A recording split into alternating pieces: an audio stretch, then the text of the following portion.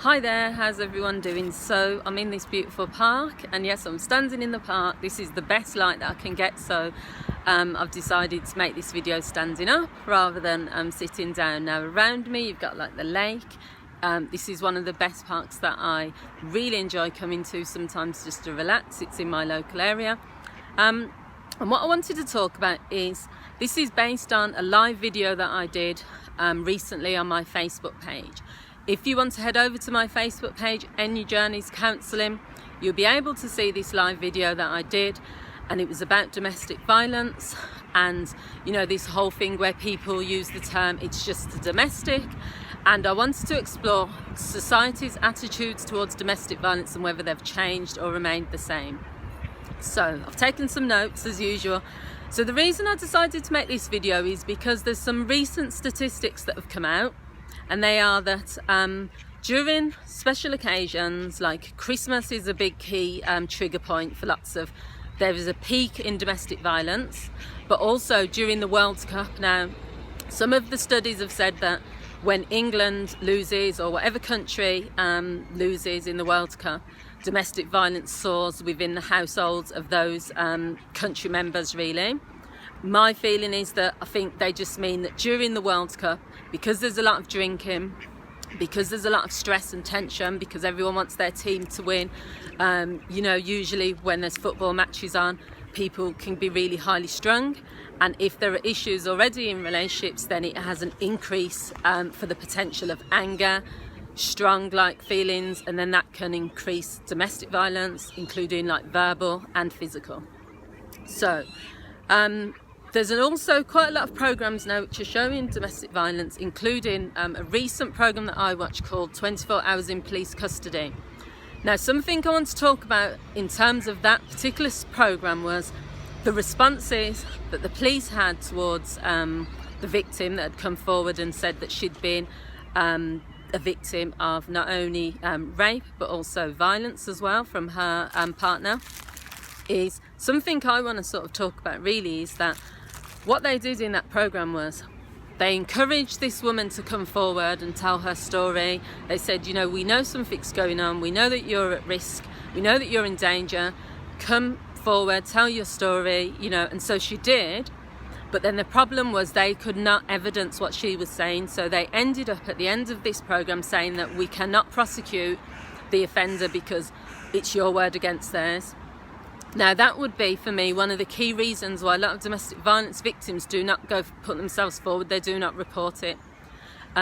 This is also on YouTube. There's many programs on YouTube which are looking at, especially in certain countries where there is not a great deal of justice, social justice in the courts.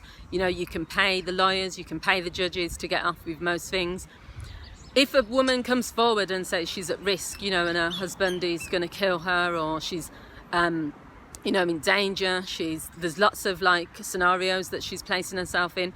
The reason a woman is going and reporting that is purely because she obviously feels at risk and wants someone to take some form of action.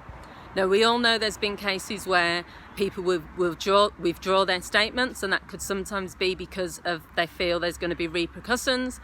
But my personal feeling is that if you're in a position of power, if you're a police officer or anyone that is responding to these calls, you need to take some responsibility for what action you're going to take, but also do not encourage someone to come forward if you know that it's putting them probably more at risk. Because my feeling is that woman who did come forward on 24 Hours in Police Custody, now they've exposed the fact that she has gone to the police about her partner, so she's even at more risk that she was before she went to see them, because they've now taken no actions. He's still walking around the street, and my feeling is that he's going to like reprise, you know, and get her back in some way. So I've worked for a domestic violence charity, Women's Aid, for 3 years. I worked as a counsellor there, so that's where I get lots of my knowledge and information about domestic violence and the reasons that people don't put themselves forward, or what people are saying in terms of the lack of support they receive. So I've already mentioned about victims feeling scared to come forward because the perpetrator is not, you know, no action is taken. The second thing is that people who see this going on regularly amongst their family, friends, it's looking at how you can intervene And intervention doesn't always mean that I'm not going to say to any single person that if you see any forms of domestic abuse occurring, get involved, you know, separate people and that sort of thing. I've been in situations where I've separated people. I've been in situations where I've had to call the police. This is years ago when a neighbour was in distress, because it wasn't just the fact that they were, you know, in distress indoors, you know, and I could hear this abuse. It was because it was also taken outside. It was in my view. So therefore, I'm not just going to kind of observe that and do nothing. So what I would say to people is consider your own safety, definitely, but also think about all the options available to you. What can you do? You know, could you call the police and report this as, you know, a domestic abuse case? Could you talk to the person who's in this situation before it leads to something physical? You know, if it's a friend or family member of your own, are you in that position where you can pull them aside and have a word with them? What I would say in terms of society's attitudes towards this issue now is that there are people that feel they shouldn't get involved. You know, maybe they're observing on public transport, or in other cases they're observing someone who's being abused emotionally or physically, but they say, well, it's not my problem, I'm not getting involved. Sometimes people will have the attitude that the person has provoked it. The reason that this is happening is because, you know, the woman's at fault in some way, and there's many videos online where they will actually say that, you know, because this woman has said something or acted in a particular way, cheated or done whatever, then she deserves, you know, abuse. My response to that would be, we're all responsible for our own actions. We all have accountability in terms of what we can do. No one is responsible. No one deserves physical or emotional abuse of any sort. You have a choice. You can leave the relationship, you can explore it with the person, you can tell the person how you feel, but you do not have to lash out at them physically or verbally. That is just, to me, it's an excuse that people use. You know, she deserved it, she provoked it, you know, it doesn't really matter. People don't come forward because they don't think anyone would believe them, and I've done a video on this as well where I talk about where there are certain men who are in high society positions. That could be pastors, it could be top footballers, it could be celebrities. We all know there's been cases where celebrities are kind of held in such a high regard that no one actually believes the victim when they're saying, you know, I was abused by this person. What else is there? Just basically, people feel that sometimes things that we would class as violence varies from different people. So someone might say, I personally believe emotional abuse is calling someone stupid. It is constantly putting that person down. It is constantly making them feel less than, saying that you're worthless, no one would ever date you, you know, look at you, you can't do anything. That to me is emotional abuse, but to some women and to some men, they're not going to consider that as being emotional abuse. They're only going to consider violence or abuse as physical. And I know many people I've worked with who believe that. They think, well, there's no such thing as emotional abuse. Name calling isn't abuse. You know, it's only if it gets physical that I would name it that. And that's another, you know, we've got to change society's attitude. So what we need to really be doing is educating people. We need to be educating potential victims, and we need to start early. There needs to be more done in schools, because there's a high rise of young women and men as well, but mostly women, who are being in abusive relationships, controlling relationships, where they cannot differentiate between, you know, is this love, is this person jealous, just a bit jealous, just a bit angry. They do not have the level of understanding or education about this issue, and that's what we need to be doing. Second of all, we need to be putting more preventative things in place. Same as we do with children who are in households where maybe there's a risk of them being harmed. You know, there's a child protection register, there's social work visits. We need to be doing this with women as well, of any age.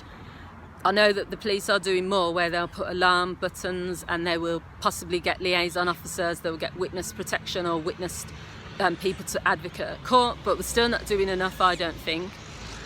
This major thing that needs to change is there are still people in this day and age that are interviewing victims in front of the perpetrator, and that is just such a red flag and something that causes so much issues a woman is probably never going to speak out fully in front of the person who's been abusing them, really. It's too much of a risk, and especially if you're going to leave that person there and you're going to say, well, there's not enough evidence, or back in the day it used to be take them outside, have a little chat, tell them to cool off, you know, bit of a pep talk, then put them inside. People still don't understand the danger, and they don't have enough knowledge about, you know, what domestic violence is really about, because it's about control and it's about power. And therefore, if someone's losing their power, there's likelihood that it's going to escalate. So there's some of the things we need to be doing, really. Supporting also the people around us. When we hear people talking in conversations about, you know, my partner's always putting me down, I don't like the way he talks to me, before it even gets to the violent stage, because we need to remember that there are still 2 women each week who are killed by their partners. So it's the focus really is always in the news about this stranger or this person, this murderer, this terrorist, all these people. But the people who are being murdered are actually being murdered by their people they know.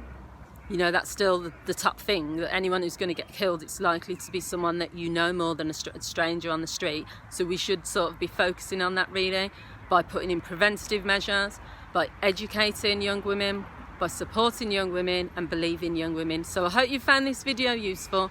I'll be making more videos, possibly today if I get the chance.